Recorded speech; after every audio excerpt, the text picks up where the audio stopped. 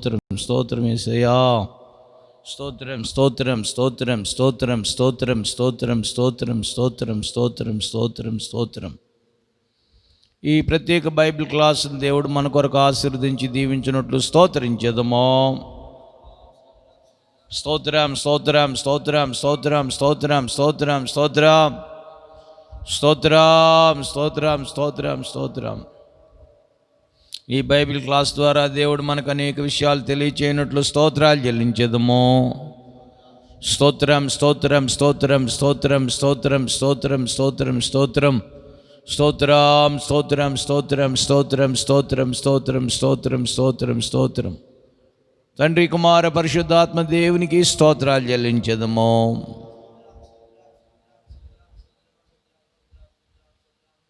స్తోత్రం స్తోత్రం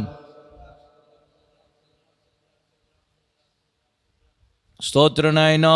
స్తోత్రం స్తోత్రం స్తోత్రం స్తోత్రం. అంధకార శక్తులను బంధించినట్లు స్తోత్రించేదము. స్తోత్రం స్తోత్రం స్తోత్రం స్తోత్రం స్తోత్రం స్తోత్రం స్తోత్రం స్తోత్రం స్తోత్రం స్తోత్రం స్తోత్రం స్తోత్రం. ప్రార్థన. ప్రభువా పరిశుద్ధుడా పరలోకపు తండ్రి, మాకు ఇచ్చినటువంటి ప్రత్యేక బైబిల్ క్లాస్ సమయం కొరకు స్తోత్రం. మా మధ్యలో మీరుండి ఒక్కొక్కరికి కావలసిన దివ్య ఆలోచన సియోన్లో నుండి బయలుపరచండి. ఈ బైబిల్ స్టడీకి సమీపంగా ఉన్న ప్రతి వారిని కూడా మీరు ఆశీర్వదించండి. నీ మహిమగల రాకడకు మమ్మల్ని సిద్ధపరచమని యేసు నామములో అడిగి వేడుకొంచున్నాం పరమ తండ్రి. ఆమేన్ ఆమేన్. కూర్చుందాం. మన ప్రభువైన యేసుక్రీస్తు నామములో ఈ ప్రత్యేక బైబిల్ క్లాస్కి సమీపంగా ఉన్న మీ అందరికీ శుభములు పలుకుచున్నాను. అందరికీ శుభం కలుగును గాక. ఆమేన్. మన యొక్క ధ్యానార్థమైనటువంటి ప్రాముఖ్యమైన అంశం ప్రత్యక్షపు గుడారం గూర్చి మనం నేర్చుకోవలసినటువంటి పాఠములు అనేకములుగా ఉన్నవి. దానిలో నుండి సమయం దొరికినప్పుడల్లా మనం కొంచెంగా నేర్చుకుంటూ వస్తున్నాం. మన ధ్యానార్థమైన లేఖన భాగం నిర్గమాకాండం 25వ అధ్యాయం 8వ వాక్యం. Exodus chapter 25 verse 8. నేను వారిలో నివసించున్నట్లు వారు నాకు పరిశుద్ధ స్థలమును నిర్మింపవలెను. Let them make me a sanctuary that I may dwell among them. నేను వారిలో వారి మధ్యలో నివసించున్నట్లు అమాంగ్ దెమ్. వారు నాకు పరిశుద్ధ స్థలమును నిర్మించవలెను. వారు అనగా నిన్నటి దినం మనం చూసినట్లుగా యాకోబు సంతానమైనటువంటి ఇజ్రాయేలుగా పిలువబడిన యాకోబు యొక్క సంతానమైనటువంటి 12 మంది కుమారులు దేవుడు వారి మధ్యలో నివాసం చేయటానికి ప్రత్యక్షపు గుడారాన్ని నిర్మించమని సిద్ధపరచమని దేవుడు తెలియజేసి ఉన్నాడు. ఎందుకు దేవుడు వారి మధ్యలో నివసించాలని ఉద్దేశించి ఉన్నాడు అని మనం ఆలోచించినట్లయితే, దేవుడు పరిశుద్ధుడై ఉన్నట్టుగా దేవుడు మానవులు కూడా పరిశుద్ధులుగా ఉండాలన్నది ఆయన ఉద్దేశం. కనుక మానవునిలో ఉన్నటువంటి పాపభూయిష్ట కార్యాలు, బలహీనతలు, అవిధేయతలు, అతిక్రమాలన్నీ కూడా, అవిధేయతలన్నీ కూడా, దోషములన్నీ కూడా పరిశుద్ధపరిచి దేవుడు పరిశుద్ధత కలిగి ఉన్నట్టుగా మానవుణ్ణి కూడా పరిశుద్ధునిగా మార్చడానికే పరిశుద్ధ స్థలమును ఆయన నిర్మించమని కోరి ఉన్నాడు. ఇక్కడ ఈ 12 గోత్రముల యొక్క స్వభావాలు మంచివి కాదు. ఈ స్వభావాలు దైవిక స్వభావాలుగా మార్చబడడానికి దేవుడు వారి మధ్య నివసించడానికి కోరి దిగివచ్చి ఉన్నాడు. కనుక వారి స్వభావాలను మార్చడానికే పరిశుద్ధుడైనటువంటి దేవుడు ఇశ్రాయేలుల మధ్యలో నివాసం చేయడానికి దిగివచ్చి ఉన్నారు. కనుక అసలు ఇశ్రాయేలుల యొక్క ఒక్కొక్క గోత్రానికి చెందినటువంటి వారి యొక్క స్వభావాల్ని టూకీగా మనం జస్ట్ సింపుల్ మీనింగ్లో తెలుసుకుందాం. అందులో ఒక్కొక్కటిగా మనం 12 గోత్రాల యొక్క స్వభావాల్ని ఒకసారి మనం ధ్యానం చేద్దాం. మొట్టమొదటిగా రూబేను. రూబేను యొక్క జీవిత విధానాన్ని మనం పరిశోధించినట్లయితే ఆదికాండం 49వ అధ్యాయం 3-4 వాక్యాలు చదువుకుందాం. రూబేను, నీవు నా పెద్ద కుమారుడవు, నీవు నా పెద్ద కుమారుడు, నా శక్తియు బలము యొక్క ప్రథమ ఫలమును, నా బలము యొక్క ప్రథమ ఫలమును, ఔన్నత్యాతిశయమును బలాతిశయమును నీవే. అదిగోండి, నీళ్లవలే చెంచలుడవై నీవు అతిశయము పొందవు. నీ తండ్రి మంచం మీదకి ఎక్కితివి, దాన్ని అపవిత్రపరిచితివి. ప్రియమైన దేవుని బిడ్డలారా, read that verse in English. Reuben, thou art my firstborn, my might, and the beginning of my strength, beginning of my strength, the excellency of dignity, excellency of dignity, and the excellency of power, unstable as water, thou shalt not excel, because thou wentest up to thy father's bed, then defiledst thou it, he went up to my couch. చూసారండి, ఇక్కడ రూబేను యొక్క స్వభావం ప్రథమ సంతానమైనప్పటికీ, బలము కలిగిన వాడైనప్పటికీ, ఇశ్రాయేలుని పిలువబడుతున్న యాకోబుకి ప్రయోజనకరమైన వాడైనప్పటికీ, అతనిలో ఉన్న కొన్ని స్వభావాలు మార్చుకొనవలసిన అవసరత ఉంది. మరొకసారి 3వ వాక్యాన్ని చదవండి. ఆ యొక్క యాకోబుకి ఈ రూబేను ఎంత లాభకరంగా ఉన్నాడో చెప్తున్నాడు. రూబేను, నీవు నా పెద్ద కుమారుడవు, నువ్వు పెద్దోడివి. నా శక్తియు, చూడండి, జ్యేష్ఠుడు, జ్యేష్ఠుడికి 2 అంతల ఆశీర్వాదం. జ్యేష్ఠుడివి, నా బలం, నా శక్తియు, నా శక్తి, నా బలము యొక్క ప్రథమ ఫలమును, ప్రథమ ఫలం, ఔన్నత్యాతిశయమును, ఔన్నత్యాతిశయం, బలాతిశయమును నీవే. అతిశయం. ఈ రూబేనికి ఇన్ని శ్రేష్టతలు ఉన్నాయి. ఆయన మరి ఈయనలో మార్పు చెందవలసింది ఏమిటి?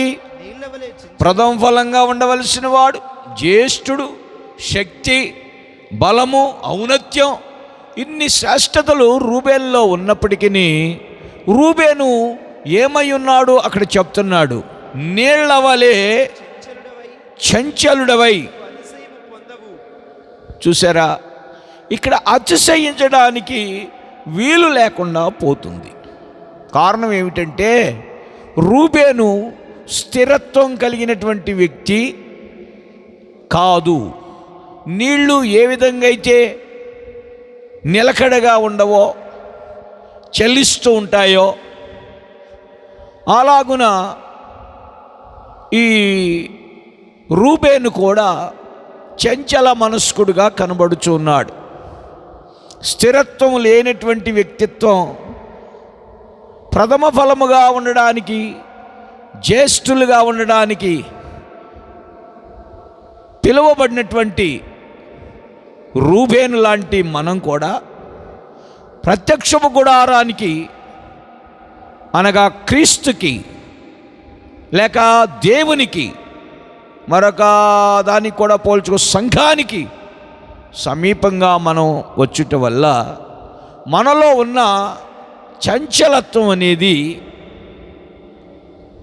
వితౌట్ స్టెబిలిటీ, స్థిరము లేనటువంటి జీవితం స్థిరపరచబడడానికి దేవుడు ఐగుప్తులో నుండి బయటికి తీసుకొచ్చి ఎర్ర సముద్రాన్ని దాటించి సీనాయి అరణ్యంలో ప్రత్యక్షపు గుడారానికి కొలతలు ఇచ్చి, రూపాన్నిచ్చి, మాదిరి ఇచ్చి, దేవుడు మోషే ద్వారా ప్రత్యక్షపు గుడారాన్ని కట్టింపచేసి ఆ గుడారానికి, ప్రత్యక్షపు గుడారానికి సమీపంగా ఈ రూబేను యొక్క సంతానాన్ని, రూబేనీయులను ఎందుకు నిలబెడుతున్నాడంటే చంచలత్వం అనేదాన్ని తీసివేయడానికి. దేవునికి స్తోత్రం.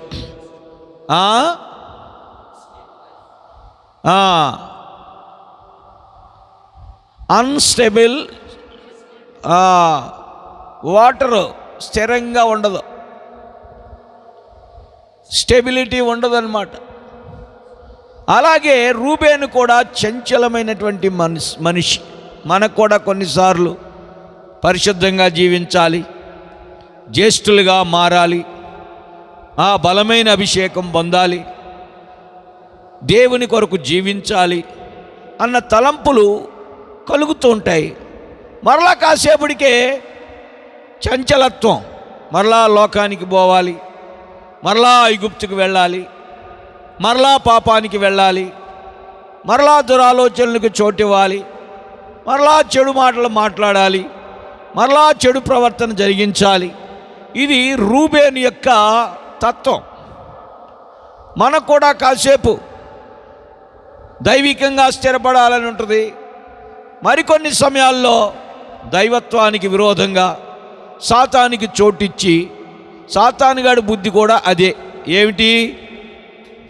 ఆడు స్థిరంగా ఒక దగ్గర ఉండడంట, ఇటు అటు తిరుగుతూ వస్తాడంట అని వాడే చెప్తున్నాడు. యోబు గ్రంథంలో వాడి బుద్ధి ఏమిటో తెలుసా? సైతాన్ బుద్ధి.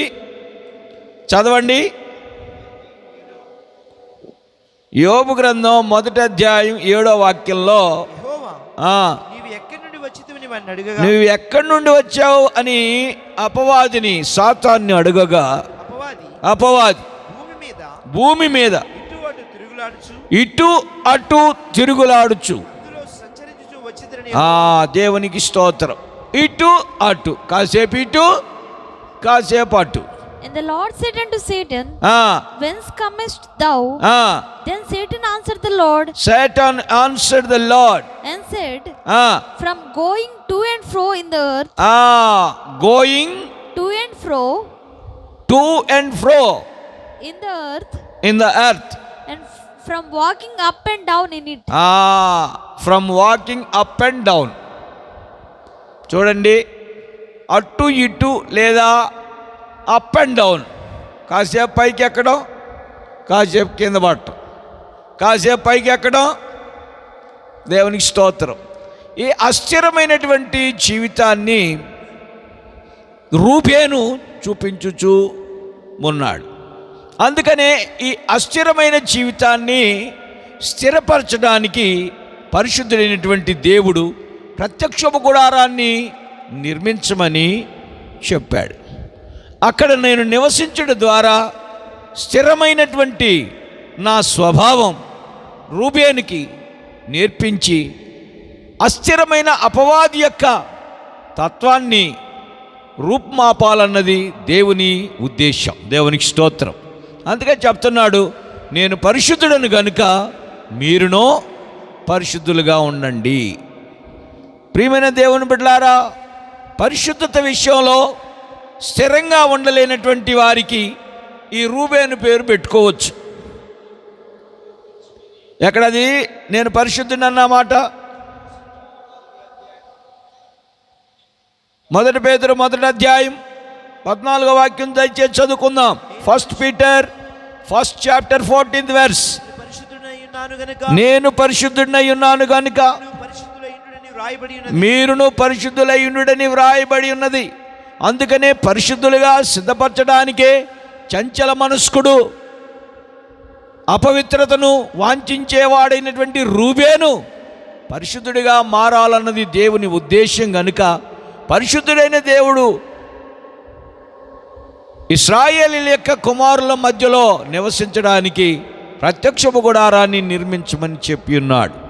నా ప్రియమైన దేవుని బిడ్డలారా, అందుకే నిన్నటి దినం చెప్పినట్లుగా ప్రత్యక్షపు గుడారానికి మన ముఖాలు ఎదురుగా, మన ద్వారాలు ఎదురుగా మన గుడారాలని నిర్మించుకొని మన జీవితాన్ని కొనసాగించుకున్నట్లయితే మన కన్నులలో లేచిన వెంటనే, నిలిచిన వెంటనే, వెలుపలికి వచ్చిన వెంటనే ప్రత్యక్షపు గుడారమే కనబడుతుంది.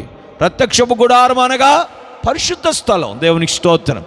పరిశుద్ధ స్థలం, పరిశుద్ధ స్థలంలో ఉన్న పరిశుద్ధులైన యాజకులు, పరిశుద్ధ స్థలములో ఉన్న పరిశుద్ధుడైన దేవుడు కనబడతాడు.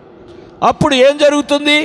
పరిశుద్ధత అనేదాన్ని మన కళ్ళల్లో మనము కూడా ఒక నిబంధన చేసుకోగలుగుతాం. దేవునికి స్తోత్రం. అందుకనే యోబు కూడా దేవుని తట్టు తిరిగి ఉండి తన కన్నులతో ఒక నిబంధన చేసుకుంటున్నాడు. ఏమని? ఈ లోకములో ఉన్నటువంటి కన్యకను నేను ఎలాగూ చూచుదును. యోబు గ్రంథం 31 మొదటి వాక్యం.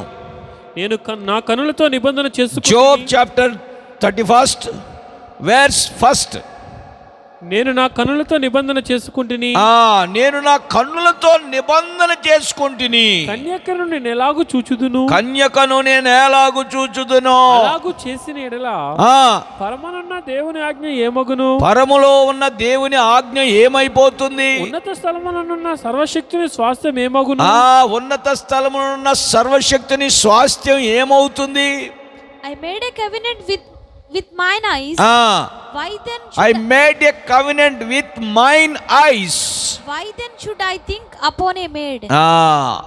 ప్రియమైన దేవుని బిడ్డలారా, దేవుని యొక్క పరిశుద్ధత విషయములో మనకి ఒక దర్శనం అనేది మన కన్నులకు ఎదురుగా కనబడుతుంది. అందుకనే దేవుడు ప్రత్యక్షపు గుడారాన్ని మధ్యలో నిర్మించు, నాకు నా ప్రత్యక్షపు గుడారానికి ఎదురుగా నీ గుడారాలు ఉండాలి అని ఇశ్రాయేలైనటువంటి యాకోబు సంతతి వారితో దేవుడు చెప్తున్నాడు. నీవు నేను మనం ఒకసారి పరీక్ష చేసుకున్నట్లయితే మనము కూడా స్థిరమైనటువంటి పునాది మీద మన జీవితాలని నిర్మించుకోవాలి.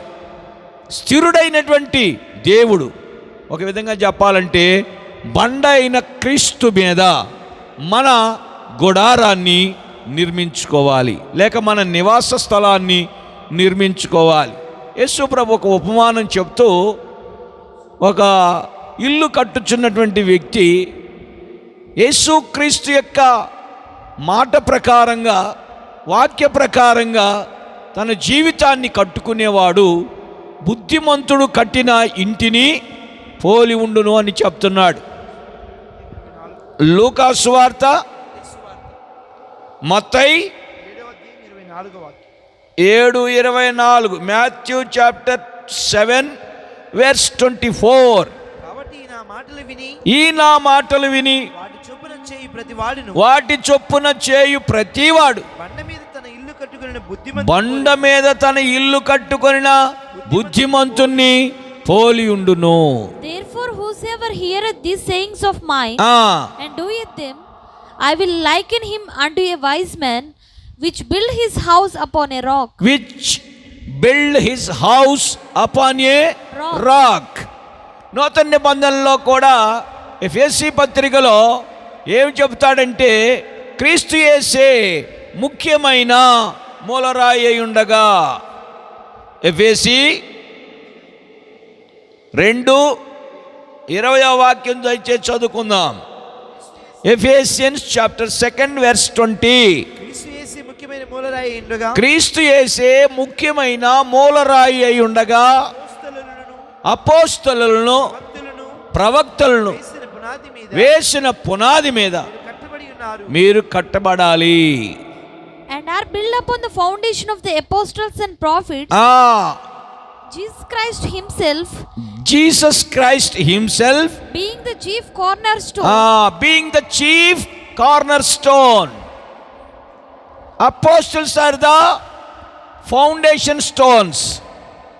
ప్రియమైన దేవుని బిడ్డలారా, అక్కడ పాత నిబంధన సంఘాన్ని నడిపించడానికి మోషే, అహరోను లాంటి అపోస్తలు, అహరోను యొక్క వంశావళికి చెందినటువంటి లేవీలైన యాజకులు అక్కడ పునాది రాళ్ళుగా, మోషే లాంటి ప్రతిష్ఠితమైనటువంటి, మోషేకు సాదృశ్యంగా ఉన్న, క్రీస్తుకు సాదృశ్యంగా ఉన్న మోషే లేక యేసుక్రీస్తుకి గుర్తుగా అక్కడ మూలరాయిగా, అహరోను పునాది రాళ్ళుగా, యాజకులు అక్కడ సజీవమైన రాళ్ళగా, ఇశ్రాయేలీలు కూడా వారి వలె మార్చబడాలన్నది దేవుని ఉద్దేశం. అందుకే ప్రత్యక్షపు గుడారం ఇశ్రాయేలీల మధ్యలో నిర్మించమని, దానికి ఎదురుగా రూబేనీయుల గుడారాలు ఉండాలి అని. అప్పుడు ఏమవుతుంది? చంచలత్వం కలిగిన రూబేను స్థిరమైన వాడిగా మార్చబడతాడు. అందుకనే మనం కూడా ఈ ప్రత్యక్షపు గుడారం పాఠం నేర్చుకుంటున్నప్పుడు మన ముఖము ఎప్పుడు కూడా, లేక మన ముఖద్వారం ఎప్పుడు కూడా ప్రత్యక్షపు గుడారం వైపే తిరిగి ఉండాలి. అప్పుడు మనలో చంచలత్వం అనేది లేకుండా స్థిరత్వం అనేది కలుగుతుంది. దేవునికి స్తోత్రం. విశ్వాసంలో స్థిరత్వం, దైవిక ప్రేమలో స్థిరత్వం, ఉపదేశ క్రమములో స్థిరత్వం, పరిశుద్ధుల సహవాసంలో స్థిరత్వం, దైవికమైనటువంటి ఆధ్యాత్మికమైన అనుభవాల్లో స్థిరత్వం, అపోస్తుల ఐక్యతలో స్థిరత్వం, ఇవన్నీ ఏర్పడి మనము పరిపూర్ణమైనటువంటి దేవుని పరిశుద్ధతకు, ప్రేమకు, దేవుని యొక్క చిత్తానికి మనము ఎదగడానికి వీలవుతుంది. అందుకనే మనం ప్రత్యక్షపు గుడారానికి మన ముఖాలు లేక మన ముఖద్వారాలు, మన హృదయ ద్వారాలు ఎప్పుడు కూడా ఎదురుగుండా ఉండాలి. మన కనుదృష్టి అంతా కూడా దేవుని యొక్క సన్నిధి వైపు ఉండాలి. దేవునికి స్తోత్రం. ఎన్ని పనులున్నా, ఏం చేస్తా ఉన్నా, ఏది చేసినా ఎదురుగుండా మాత్రం ఏం కనపడాలి? పరిశుద్ధ స్థలం అనేటువంటి ప్రత్యక్షపు గుడారం, దానిలో ఉన్నటువంటి మోషే లాంటి యేసుక్రీస్తు, అహరోన్ లాంటి ప్రతిష్ఠితులైన యాజకులు, సేవకులు, దేవుని సేవ, యాజకత్వపు అనుభవాలు, బలులర్పించబడటం, ఇవన్నీ కూడా కండ్ల ముందు కనబడి మన అచంచల ఒక విశ్వాసం మనలో రూపొందించబడుతుంది. చంచలత్వం తొలగిపోతుంది. అందుకనే మనలో ఏ విధమైన చంచలమైనటువంటి స్వభావం ఉన్నట్లయితే ఈ పరిశుద్ధ స్థలమైన ప్రత్యక్షపు గుడారం వైపు మనం తిరిగి ఉండుట ద్వారా మనం స్థిరపరచబడి ఆయన మహిమ కొరకు సిద్ధపరచబడతాం. వాగ్దానం చేయబడినటువంటి స్వాస్థ్యాన్ని స్వతంత్రించుకోగలుగుతాం. ఇంకా మిగిలిన 11 మంది వంశావళి ఉంది. వారి పేర్లు కూడా నెమ్మదిగా ఒక్కొక్కటిగా మనం రాబోయే క్లాసుల్లో సమయాన్ని బట్టి నేర్చుకుంటూ వెళదాం. ఆ మహిమగల పరిశుద్ధతను సంపాదించుకొని ప్రభు రాకల్లో మనం ఎగిరిపోదాం. అలాంటి కృప దేవుడు మనందరికీ దయచేయునుగాక. ఆమేన్. ప్రార్థన. పరిశుద్ధుడైన మా ప్రభా, నీ మహాకృప ద్వారా మమ్మల్ని సంధించిన విధానం కొరకు స్తోత్రం. నిజమే, స్థిరత్వం లేనటువంటి జీవితాలుగా నాయన, చంచలుగా, సాతాను వలె ఇటు అటు, కొంతసేపు లోకం వైపు, కొంతసేపు అయ్యా నీ వైపు తిరుగుతున్నటువంటి మా చంచలమైన స్వభావాల్ని స్థిరపరచడానికి ప్రత్యక్షపు గుడారాన్ని ముందుగా పెట్టుకుని, ప్రత్యక్షపు గుడారాన్ని మధ్యలో నిర్మించి ఉండగా చుట్టూ కూడా మా ముఖద్వారాలు, మా గుడారం యొక్క ద్వారాలు నీ వైపు చూచూ ఉండేటట్లుగా నిర్మించమని మీరు ఆజ్ఞాపించిన ఆజ్ఞని కొరకు స్తోత్రం. రూబేను వలె నాయన చంచలుగా నీళ్ల వలె ఉన్నటువంటి ఆ స్వభావాల్లో మార్పు కలుగు చేయండి. మమ్మల్ని మహిమ కొరకు సిద్ధపరచమని స్థిరమైన పునాదిగా అయ్యా పరిశుద్ధులైన అపోస్తల మీద, మూలరాయి అయిన క్రీస్తు మీద సజీవమైన రాళ్లగా మమ్మల్ని కట్టి నీ మహిమ కొరకు సిద్ధపరచమని నజరేయుడని యేసు నామములో వేడుకొంచున్నాం పరమ తండ్రి. ఆమేన్. మన ప్రభువైన యేసుక్రీస్తు వారి కృప, తండ్రి అయిన దేవుని ప్రేమ, పరిశుద్ధాత్మిక అన్యోన్య సహవాసం చేరి ఉన్న మనందరికీ సకల పరిశుద్ధులందరికీ సదాకాలం తోడుగా ఉండి నడిపించును గాక. ఆమేన్. హల్లెలూయా. అందరికీ వందనాలు.